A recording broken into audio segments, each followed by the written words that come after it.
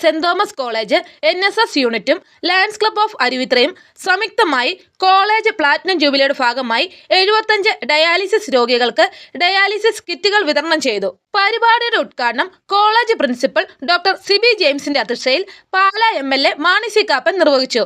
കോട്ടയം, ആലപ്പുഴ, പത്തനംതിട്ട ജില്ലകൾ ഉൾപ്പെട്ട lions 318B district governor MJF lion R Venkatachalam മുഖ്യപ്രഭാഷണം നടത്തി. ജില്ലാ chief project coordinator Sibi Mathew Plathottam വിഷയാവതരണവും മുൻ ഗവർണർമാരായ MJF lion doctor Sunny V സക്രിയയും MJF ലയൺ മാഗി ജോസും ക്ലബ്ബ് പ്രസിഡന്റ് മനോജ് മാത്യുവും NSS പ്രോഗ്രാം ഓഫീസർ റോബർട്ട് തോമസും പ്രസംഗിച്ചു.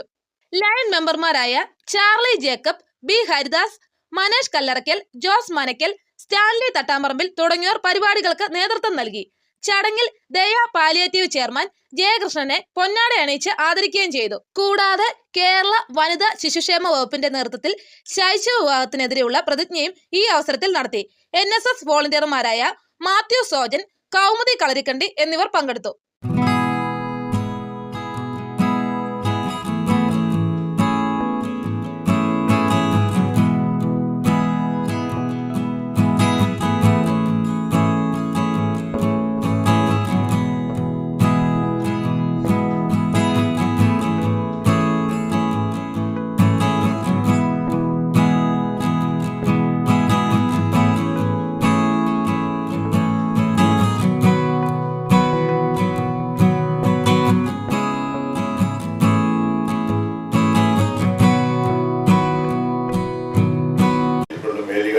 സ്വന്തം വൈകല്യങ്ങൾ മറന്നുകൊണ്ട് മറ്റുള്ളവരെ എങ്ങനെ സഹായിക്കാം എന്ന ഒരു മുദ്രാവാക്യമായി മുമ്പോട്ട് പോകുന്ന വ്യക്തിയെ ഇന്നിവിടെ ആദരിക്കുന്നു എന്നറിയുന്നതിൽ അതിയായ സന്തോഷമുണ്ട്. ഞാൻ ലയൺസ് ക്ലബിനെ അഭിനന്ദിക്കുകയാണ്. കോവിഡ് കാലം മുതൽ ഞാൻ ശ്രദ്ധിക്കുന്ന സിബിയെ എവിടെയും എല്ലായിടത്തും ഓടിയെത്തി ലയൺസ് ക്ലബിൻ്റെതായ സ്നേഹവും സഹകരണവും മറ്റ് ആവശ്യങ്ങൾ ആളുകൾക്കുള്ളപ്പോൾ സഹായിക്കാൻ വരുന്നതും വളരെ പ്രാവശ്യം ഞാൻ കണ്ടിട്ടുണ്ട്. കരയുന്നവനെ കണ്ണുനീരൊക്കുകയും അർഹിക്കുന്നവനെ സഹായിക്കുകയും ചെയ്യുന്ന യഥാർത്ഥ മനുഷ്യ സ്നേഹം. ആ യഥാർത്ഥ മനുഷ്യ സ്നേഹത്തിൻ്റെ നേർരൂപങ്ങളാണ് ലയൺസ് ക്ലബും NSS Saint Thomas college NSS വോളണ്ടിയേഴ്സും എന്ന് പറയുന്നതിൽ മതിയായ സന്തോഷമുണ്ട്. ഈ 75 പേർക്ക് പ്ലാറ്റിനം ജൂബിലിയോടനുബന്ധിച്ച് 75 പേർക്ക് ഡയാലിസിസ് കിറ്റുകൾ കൊടുക്കുന്നത് വലിയൊരു കാര്യമാണ്. അതിന് തയ്യാറായ ലയൺസ് ക്ലബിനെയും അതിനൊരു വേദി ഒരുക്കിയ NSSനെയും ഞാൻ അഭിനന്ദിക്കുകയാണ്. ഇന്ന് ഏറ്റവും കൂടുതൽ രോഗം എനിക്ക് വന്ന കിഡ്നി രോഗികളാണ് കൂടുതലുള്ളത്. ഒരുപാട് പേര് ഞങ്ങളെയൊക്കെ സമീപിക്കാറുണ്ട്. അപ്പം ലയൺസ് ക്ലബിൽ വിളിച്ചു പറയും, ഏതെങ്കിലുമൊക്കെ സ്ഥലങ്ങളിൽ വിളിച്ചു പറയാൻ പറ്റുന്ന സഹായങ്ങൾ അവരെ കൊണ്ട് ചെയ്യിപ്പിക്കാൻ കഴിയുന്നുണ്ട്. പ്രത്യേകിച്ചും ഡയാലിസിസ് കിറ്റുകൾ കൊടുക്കുന്ന കാര്യത്തിൽ ലയൺസ് ക്ലബ് ഒരുപാട് മുൻപോട്ട് പോയിട്ടുണ്ട്. ഇനിയും തുടർന്നു ഈ സേവനങ്ങൾ തുടരാൻ നിങ്ങൾ കഴിയട്ടെ എന്നാശംസിച്ചുകൊണ്ട് നിങ്ങളുടെ ഏവരുടെയും അനുഗ്രഹത്തോടും ആശീർവാദത്തോടും കൂടി ഈ യോഗം ഉദ്ഘാടനം ചെയ്ത് പ്രഖ്യാപിച്ചുകൊള്ളുന്നു. നന്ദി, നമസ്കാരം. NSS volunteers Pala Saint Thomas കോളേജിനെ സംബന്ധിച്ചിടത്തോളം ഇന്ന് അഭിമാനത്തിൻ്റെ ഒരു നിമിഷമാണ്. കോളേജ് 75 വർഷങ്ങൾ പിന്നിടുമ്പോൾ ഇന്ന് നമുക്ക് 75 ഡയാലിസിസ് രോഗികളെ സഹായിക്കാനായിട്ട് ഒരു അവസരം കിട്ടിയിരിക്കുകയാണ്. തീർച്ചയായും സെന്റ് തോമസ് കോളേജിന് അഭിമാനത്തിൻ്റെ നിമിഷമാണ്. സെന്റ് തോമസ് കോളേജ് എന്ന് പറയുമ്പോൾ കോളേജിൻ്റെ പ്രിൻസിപ്പളും അതുപോലെ തന്നെ കോളേജിലെ മാനേജ്മെൻറ്റ്, കോളേജിലെ അധ്യാപകർ, ആ കോളേജിൽ വിദ്യ നേടുന്ന കുട്ടികൾ എല്ലാവർക്കും അഭിമാനിക്കാവുന്ന ഒരു നിമിഷമാണ്. കഴിഞ്ഞ 2 മാസത്തോളമായിട്ട് ഇത്തരത്തിലൊരു പ്രോഗ്രാം നമ്മൾ നടത്തുന്നതിനെക്കുറിച്ച് സിബിചേട്ടനുമായി ഞാൻ ഡിസ്കഷൻ ഉണ്ടായിരുന്നു. തീർച്ചയായും ഇന്ന് ഈ പ്രോഗ്രാം ഇവിടെ നടത്തുന്ന അല്ലെങ്കിൽ ഇത് മെറ്റീരിയലൈസ് ചെയ്യപ്പെടുന്നത് ലയൺസ് ക്ലബിൻ്റെ സഹായത്തോടു കൂടിയാണ്. ഇത്തരത്തിലുള്ള ഒരു കാരുണ്യ പ്രവൃത്തി നമ്മൾ ചെയ്യണമെങ്കിൽ അറിയാവുന്നവർക്ക് അതിൻ്റെ ഒരു ചെലവും കാര്യങ്ങളും എല്ലാം മനസ്സിലാവുന്നതാണ്. ഞാൻ ഇതിൻ്റെ ഡിസ്ട്രിബ്യൂഷനെ പറ്റി ചർച്ച ചെയ്തപ്പോൾ തന്നെ ഈ ഒരു ട്രീറ്റ്മെൻറ്റ് ഡെപ്ത് ഞാൻ അന്വേഷിച്ചപ്പോഴാണ് മനസ്സിലായത്. ഒരുപാട് പേര് ഇതിനു വേണ്ടി നമ്മൾ ഇതിൻ്റെ ഒരു നോട്ടീസ് തന്നെ വിട്ടു കഴിഞ്ഞപ്പോൾ ഒരുപാട് പേര് നമ്മളെ ഇങ്ങനെ വിളിക്കുകയുണ്ടായി. സെന്റ് തോമസ് കോളേജ് ഒരു വിദ്യാഭ്യാസ സ്ഥാപനമെന്ന നിലയിൽ കേരളത്തിൻ്റെ നഭോമണ്ഡലത്തിൽ ശിരസുയർത്തി നിൽക്കുന്ന 1-ാം നമ്പർ കലാലയമാണ്. ഉന്നത വിദ്യാഭ്യാസത്തിൽ അത്രയും നേട്ടങ്ങൾ കൊയ്ത ഒരു കലാലയമാണ്. 75-ാം വർഷത്തിൻ്റെ നിറവിലാണ്. ഇപ്പോൾ ഓട്ടോണമസ് കോളേജാണ്. അങ്ങനെ ഒരു സാഹചര്യത്തിൽ പണ്ട് മുതലേ ഈ കോളേജിൻ്റെ പാരമ്പര്യത്തിൽ സമൂഹത്തോടുള്ള പ്രതിബദ്ധത കൂടി ഉൾച്ചേർന്നിട്ടുണ്ട്. ഈ കോളേജിൻ്റെ സ്ഥാപക പിതാവായ മാർ സെബാസ്റ്റ്യൻ വയലിൽ പിതാവ് മുതൽ കോളേജിൻ്റെ ഏറ്റവും പ്രഖ്യാപിത ലക്ഷ്യം തന്നെ നമ്മളൊരു മൂല്യാധിഷ്ഠിതമായ സമൂഹം കെട്ടിപ്പടുക്കുക, സമൂഹത്തിന് നന്മ ചെയ്യുക. അതിൽ ഏറ്റവും വലിയ പങ്ക് വഹിക്കുന്ന ഒരു പ്രസ്ഥാനമാണ് NSS. കോളേജിൻ്റെ മുഖ്യധാരയിൽ എല്ലാ പ്രോഗ്രാമുകളുടെയും നെടുനായകത്വം വഹിച്ചുകൊണ്ട് NSS എന്നും കോളേജിൽ നിലകൊണ്ടിട്ടുണ്ട്. റോബർട്ട് സാറിൻ്റെയൊക്കെ നേതൃത്വത്തിൽ അടുത്ത കാലത്ത് ആ പ്രവർത്തനങ്ങളുടെ ഊർജ്ജസ്വലത വല്ലാതെ വർദ്ധിച്ചിട്ടുമുണ്ട്. അങ്ങനെ ഒരു സാഹചര്യത്തിലാണ് ഈ ഒരു ഡയാലിസിസ് കിറ്റ് വിതരണം എന്ന ഒരു സംരംഭത്തിലേക്ക് 75ാം വർഷം കോളേജ് കടക്കുന്നത്. തീർച്ചയായിട്ടും വളരെയധികം സന്തോഷത്തോടു കൂടിയാണ് നിങ്ങൾ മുന്നിൽ നിൽക്കുന്നത്. പല സെൻറ് തോമസ് കോളേജിൽ പ്രിൻസിപ്പൽ സൂചിപ്പിച്ച പോലെ പല പ്രാവശ്യം പല ചടങ്ങുകൾക്ക് എത്തിച്ചേരുവാനിടയായിട്ടുണ്ട് ഈ വർഷം തന്നെ. പല കാര്യങ്ങൾ എന്ത് കാര്യം പറഞ്ഞാലും പല സെൻറ് തോമസ് കോളേജ് അത് സഹകരിക്കുന്ന ഒരു മനോഭാവമാണ് എപ്പോഴും കാണിക്കുന്നത്. ലയൺസ് പ്രസ്ഥാനം ആദ്യം ഒരു പരിപാടി ആസൂത്രണം ചെയ്യുമ്പോൾ, ഒരു വെന്യൂ തീരുമാനിക്കുമ്പോൾ, അല്ലെങ്കിൽ ഒരു പരിപാടിയായിട്ട് അസോസിയേറ്റ് ചെയ്യണമെന്ന് വിചാരിക്കുമ്പോഴൊക്കെയും ആദ്യം ഞങ്ങളുടെ മനസ്സിൽ ഓടിയെത്തുന്നത് പാലാ സെൻറ് തോമസ് കോളേജാണ്.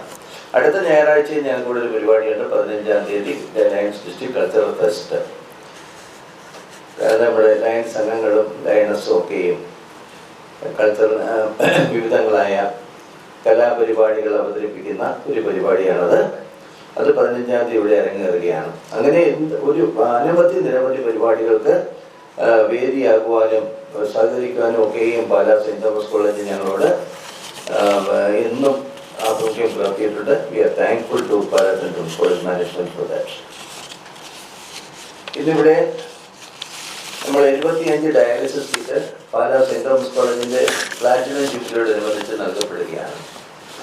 Pala Saint Thomas college platinum jubilee ആഘോഷത്തിന്റെ ഭാഗമായി 75 ഡയാലിസിസ് രോഗികളെ അവർക്ക് ഡയാലിസിസ് കിറ്റുകൾ കൊടുത്തുകൊണ്ട് അവരുടെ ദുഃഖത്തിൽ അല്ലെ അവരുടെ വിഷമത്തിൽ പങ്കുചേരുക എന്നുള്ളത് തീർച്ചയായും ഈ വർഷം മുഴുവൻ നീണ്ടു നിൽക്കുന്ന പരിപാടികൾ പാലാ സെന്റ് തോമസ് കോളേജ് ചെയ്തുകൊണ്ടിരിക്കുകയാണ്.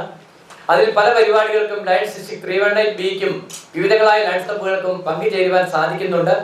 തീർച്ചയായും പ്ലാറ്റിനം ജൂബിലിയോടനുബന്ധിച്ച് ഇങ്ങനെ 75 ഡയാലിസിസ് രോഗികളെ കണ്ടുപിടിച്ച് അവർക്ക് നേരിട്ട് ഡയാലിസിസ് കിറ്റുകൾ കൊടുക്കുവാൻ സാധിച്ചു എന്നുള്ളത് ലയൺസ് ഡിസ്ട്രിക്ട് 318Bക്കും സെന്റ് തോമസ് കോളേജിനും എന്നും അഭിമാനിക്കാവുന്ന ഒരു മുഹൂർത്തമാണ്.